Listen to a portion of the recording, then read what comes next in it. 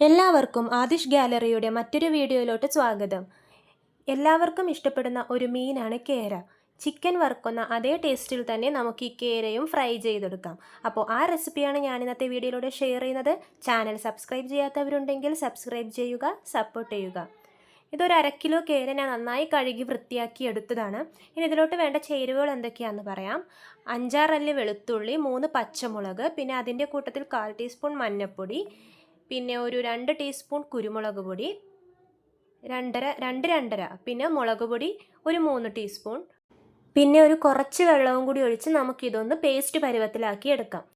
അരച്ചെടുത്തത് നമുക്കിതുപോലെ ഒരു ചട്ടിയിലിട്ടതിന് ശേഷം ആവശ്യത്തിന് ഉപ്പും ഞാനൊരു 3/4 ടീസ്പൂൺ ഇട്ടിട്ടുണ്ട്.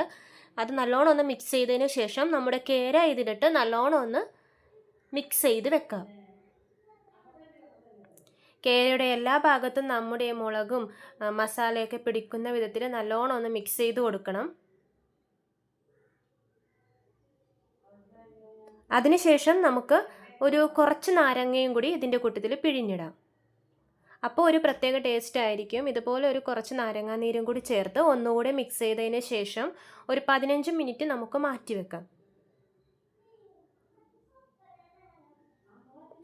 15 മിനിറ്റൊക്കെ ആകുമ്പോഴേക്കും നമുക്കൊരു പാനിൽ ഇതുപോലെ കുറച്ച് എണ്ണയും ഒഴിച്ച് എണ്ണ ചൂടാകുമ്പോൾ നമുക്ക് കേര ഇതിലോട്ട് ഇട്ട് കൊടുക്കാം.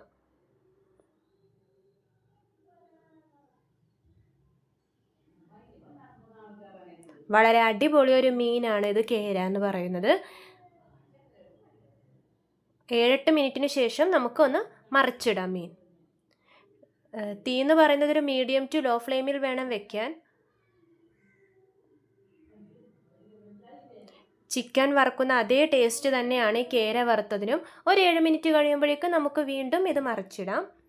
വളരെ എളുപ്പം തയ്യാറാക്കാൻ പറ്റിയ ഒരു മീൻ വറുത്തതാണ്. പ്രത്യേക ടേസ്റ്റാണ് ഇങ്ങനെ തയ്യാറാക്കി കഴിഞ്ഞാൽ. കണ്ടോ, ഇപ്പം എല്ലാം ഒരുവിധം ആയിട്ടുണ്ട്. പിന്നെ സൈഡൊക്കെ നമുക്ക് ഇതുപോലെ ഒന്ന് ചരിച്ചിട്ട് കൊടുത്ത് ഒന്ന് വറുത്തെടുക്കാം. മൊരിയാത്ത ഭാഗങ്ങളുണ്ടെങ്കിൽ ഇതുപോലെ ഒന്ന് സൈഡ് തിരിച്ചിട്ടാൽ മതി.